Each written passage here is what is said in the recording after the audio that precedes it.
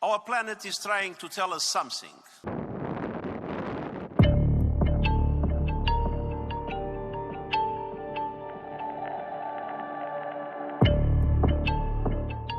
We are on a record-breaking warming path. It's expected to get even worse over the next 5 years. It is indeed climate crunch time. Our planet is trying to tell us something, but we don't seem to be listening. The truth is, global emissions... But not everyone is turning a deaf ear. Indigenous communities, like the Quinault Indian Nation in Washington state, have always listened to the planet.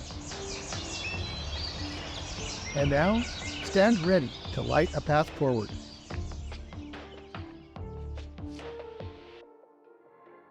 Many of our ancestors have told of that day of reckoning when it's going to be red nations rising and our people leading the rest of the world. And we are that beacon of light. Many try to extinguish our light, assimilate us, terminate us, but that light is so strong that spiritual strength, knowledge, and wisdom that we have carried for centuries has never left us. We are right there, and we're going to lead the rest of the world through this crisis.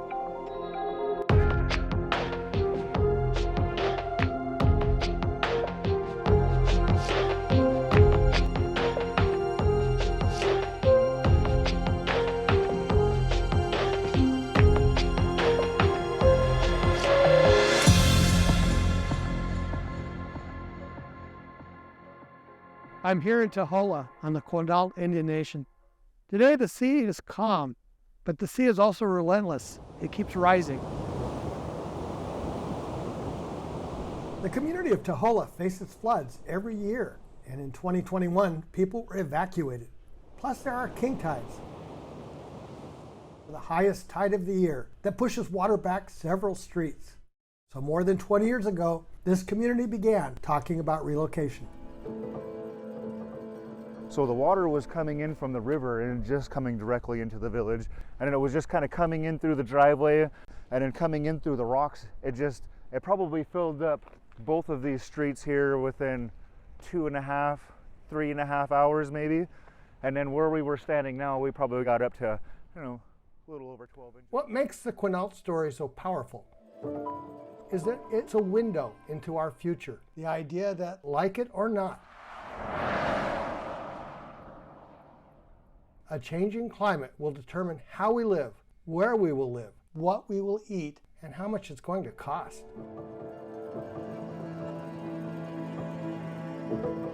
Quinault is extraordinary in so many ways. The geography ranges from glaciers to oceans on the coast here. This is where the climate changes. Now, every year there are threats from storm surges and king tides. And on the Quinault Nation, that has met a thoughtful, long-term approach to a solution that preserves community and the tribe's values.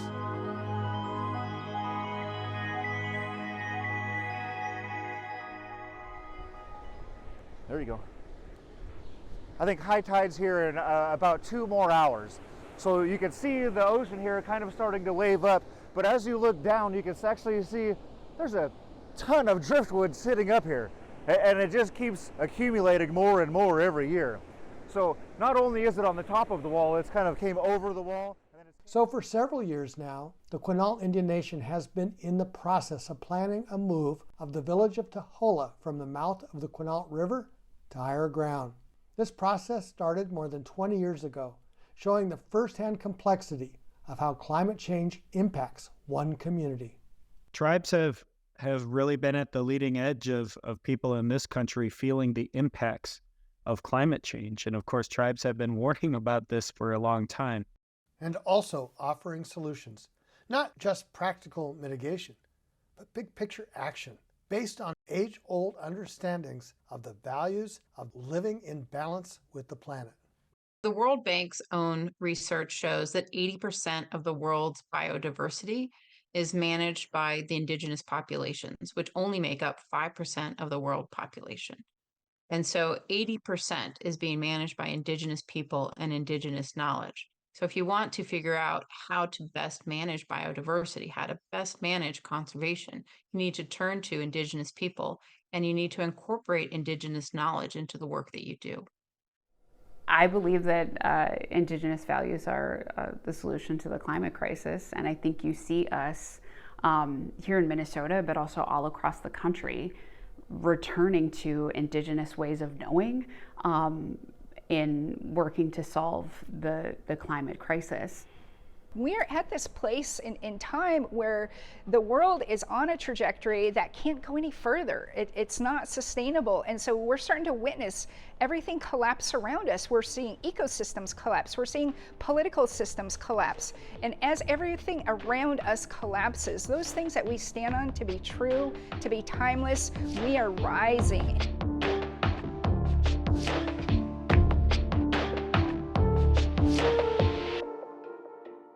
Rising, yes, particularly in the world of conservation. But how fast? Ocean researcher Barbara Blake takes stock. Hadala is Atlant is Ashti Gudanai Lagang. Sandra Demert. My good people, it's an honor to be with you. My mother is Sandra Demert. My father is Ken Johnson. My name is Wafal Girang. My English name or my taxpayer name is Barbara Blake, and I come from Heidelberg, Alaska.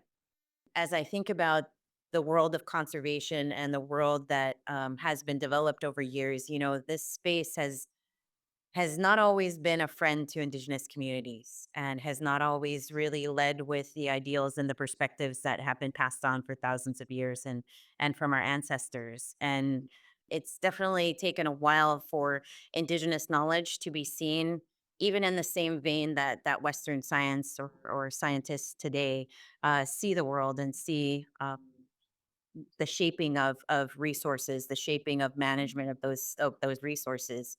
And something that I continuously see in this space is that they're growing in their understanding that these two knowledge systems can walk side by side, that there's not one that is valued more than the other, that our knowledge systems in fact do tell a story of ways of caring for this place. In Maine, Indigenous stories of caring for the land are getting louder and louder. Traditional Western conservation organizations used to operate independently, often with differing and even conflicting goals. Today, more than 70 of them are united in an embrace of Indigenous leadership from the Wabanaki Commission on Land and Stewardship. A highlight? An ongoing effort to return 31,000 acres to the Penobscot Nation that is both land justice and climate change mitigation. Wabanaki language teacher Gabriel Paul explains that land near Mount Katahdin is essential to the Wabanaki people. There's no separation, you know, we're part of this, we're both made up of each other, the land and Alnabuk, the native people. And right here, Katadnuk, where we are now, this area holds a lot of Atkukagano, we call them, the stories. And land beneath us, you know, we relate to it. Gigawusin is our mother. And they say the Ewebil, the Giskuk is your father. So no matter where you go, you always have your mom and your dad with you. And that direct connection, this Ktakmik or Ki, these shorter ways, Ki, the land, it's like healing and nourishing, like a mother gives you. She nourishes, she grows, she provides for the people, you know. So when we say Mizialogumuk or Mizitadolnabemuk, and that means all your relations. Indigenous people, the Skijinawuk or Alnabuk, we have relatives everywhere. It's not just talking about people, you're talking about everything we're connected to. What some people would think is just an object or a thing, but you know, Gatchagidanagic, they're the really ancient ones, you know, the old ones that have a life, and you know, they exist just as we are.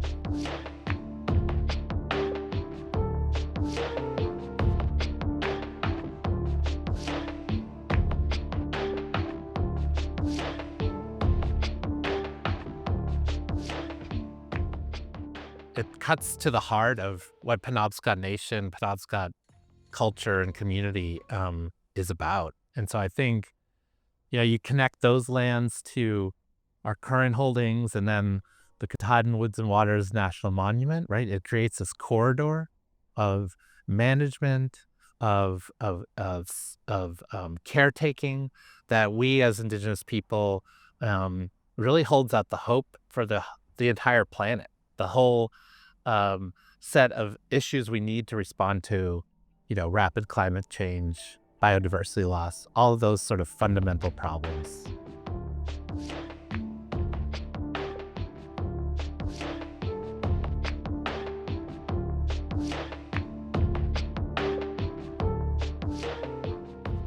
I'm a scholar, so for me, it's like the scholarship is actually supporting this. It's saying when Indigenous people are at the forefront, are in the leadership, our governance is mobilized, that's actually producing the most profound conservation outcomes around the world. And it's also creating opportunities in places where places are more climate resilient.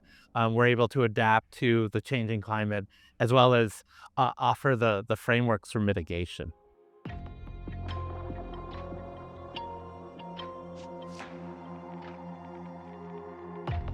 Indigenous leadership and knowledge systems are fundamental to the future of humanity on this planet.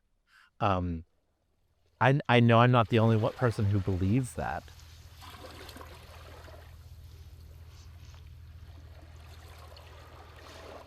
Listen to the words from Biden administration's Interior Secretary, Deb Haaland.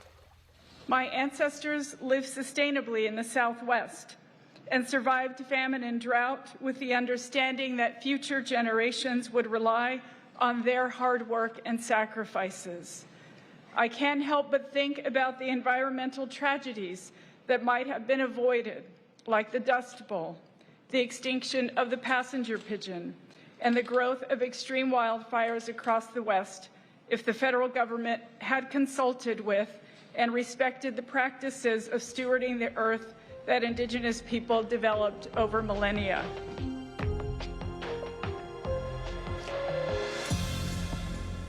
Back in Quinault, there are immediate concerns. The next flood is only a storm away, and the homes that survive the last ones are sometimes infected with black mold and other health concerns.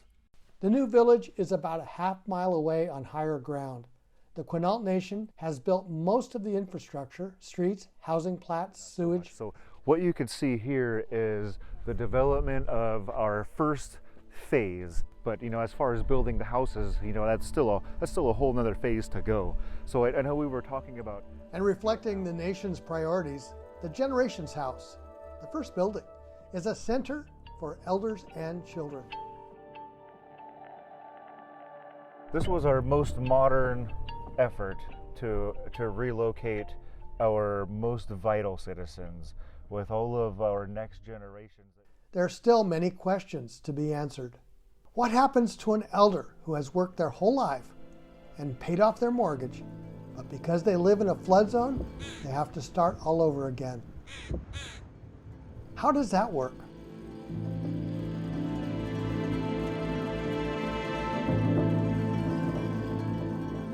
And who pays for all of this?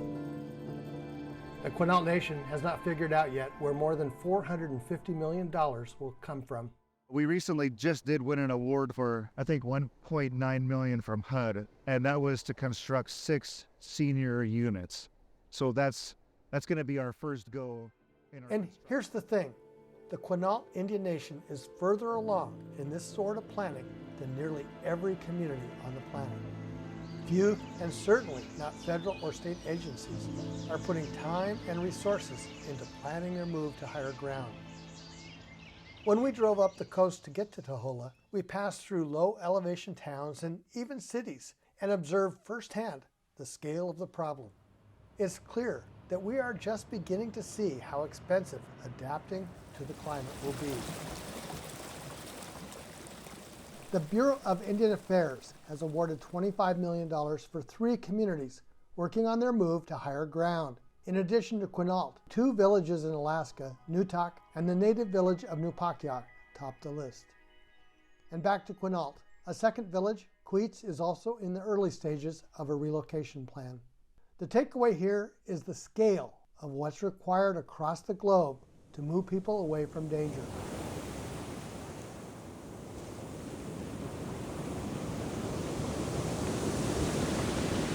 I had the chance to visit Quinault a year ago, and they are doing just amazing work on climate relocation and climate resilience. We provided funding to Quinault almost 2 years ago now, or a year and a half ago. It's one of 3 communities that are going to serve as kind of pilot projects on community-driven relocation. I was really impressed by the foresight in their planning. You know, we shouldn't be surprised that when tribes have resources, they're able to do very impressive things. Not only are they taking the lead here in the United States, they are really serving as leaders in this effort for the world. There aren't a lot of places that are really engaged in this sort of activity right now. So every one of these houses is full of brackish water underneath them, causing a bunch of mold problems. Walls are being replaced. But what the tribe is doing at Quinault, what they're doing at Nupakiak and Newtok in Alaska, is they're really on the leading edge of things that we're going to have to think harder about across the globe.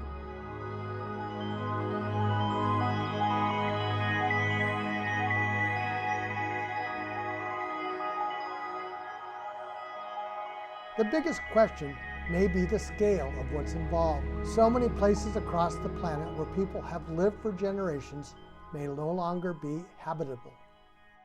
There are tribes that are facing impacts from climate change that aren't necessarily going to require them to move entire communities, but they're going to have to spend a lot of money making their communities more resilient, whether it's drought or wildfire or changing ecosystems that change the foods that they eat, or just more severe weather. It's not just relocation, which is expensive enough, but it's also that resilience piece of it.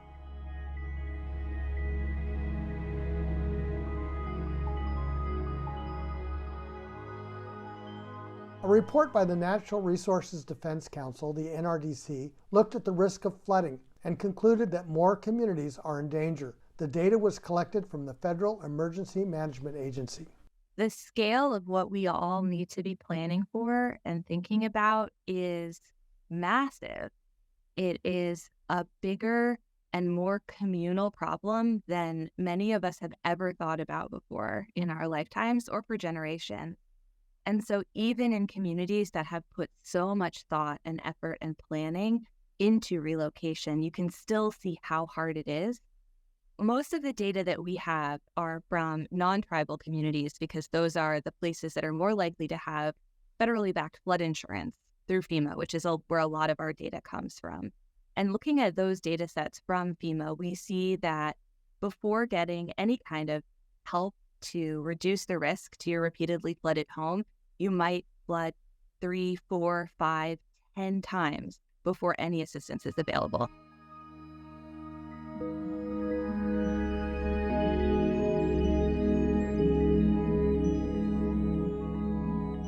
And part of the problem is that even after a flood, communities will rebuild using zoning rules that have been around for decades, even though the world is changing.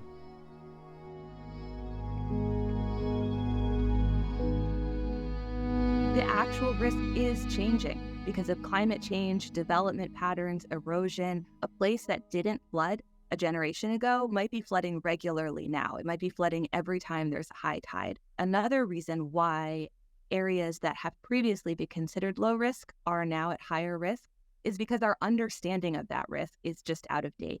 In a lot of places around the country, FEMA's flood risk maps, which form the basis for our floodplain management decisions, are 5, 10, 15, 20 plus years out of date. How do communities figure this out? We move now, a few years from now. poor after a flood. It just depends on the particular needs and priorities of an individual community. So that's one component, is flexibility. You can't use a cookie cutter program that is going to do the same thing for the lots and lots of different communities who are facing different kinds of risks, who have different cultures, different histories. Another thing is who's involved in the planning, who's at the table, who gets to make the decisions about when we move, where we move, what the community we move to will look like. These are all questions that communities dealing with the fact of relocation are grappling with. I was really impressed that they are thinking at Quinault very strategically about how to address these questions. And a lot of the people that I spoke with in the community are being very thoughtful about that, along with community members in places like Newtok and Napakiak. You know, they're not only thinking about themselves and the equity they've built in their own homes, they're thinking about their kids and their grandkids and the community that they're going to live in future generations. And, you know, this is just another example of when we make investments in tribes and we partner with them and make sure that we're supporting them as leaders on these types of issues, that tribal people come up with really innovative solutions.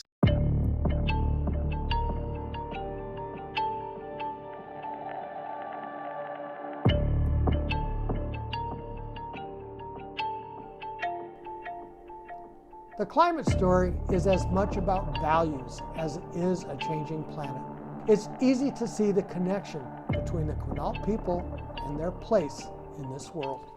We're fishing people here. You know, we lived off the land, ocean, river ecosystems. Our villages were seasonal. We would move as the land changed or as the weather changed or as our needs arose. And until we kind of adopt this kind of new mindset and think about how we could best set up future generations for success, going to take a total value reset from society. And I think what you're seeing happen in all sectors, even from a science perspective, indigenous values and teachings are finally getting centered and put in that limelight, because that paradigm shift the rest of society has to do. Indigenous and Native people are already doing that. And this common teaching that we're borrowing, you know, this earth and this land, this reality from future generations. You know, we all have a sacred duty to leave the world better than we found it. You know, that's universal.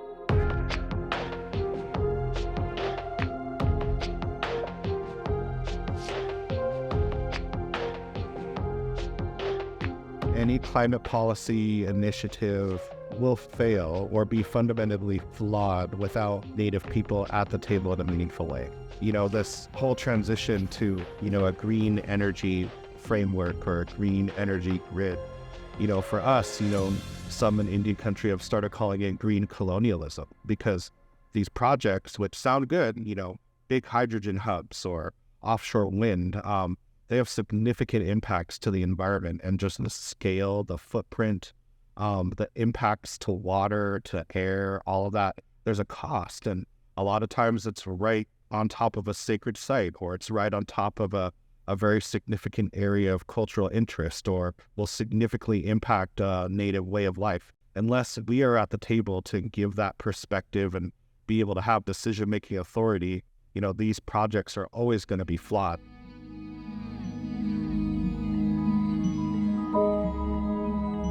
On the Quinault Nation, tribal citizens take the long view, even though this is a community where the impact of climate change is now.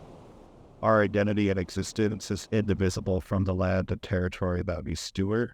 And the blueback being the center to that, you know, they're a keystone species. You know, so many other species, plant life, ecosystems would collapse if that species was allowed to be wiped off the face of the earth. And we don't see a future of our nation if that stock and that salmon species isn't protected and thriving. And Quinault leaders know the best route forward for managing climate challenges is listening to and working with tribal governments. There's an entire world of opportunity where others fail to lead, fail to act, fail to respond to traditional and ancient values that are proven through centuries. as others are collapsing around us, we're rising. And everybody knows at some level, Indigenous people hold such power, resilience, knowledge, and wisdom. But when we're able to do that in a way to lead the rest of the world out of this crisis, that's the opportunity that we see. If we're going to truly move the paradigm forward and shift our ways of thinking and acting in the face of climate change, it's going to happen best when tribes have the most authority, autonomy, and self-governance over those decisions and affairs.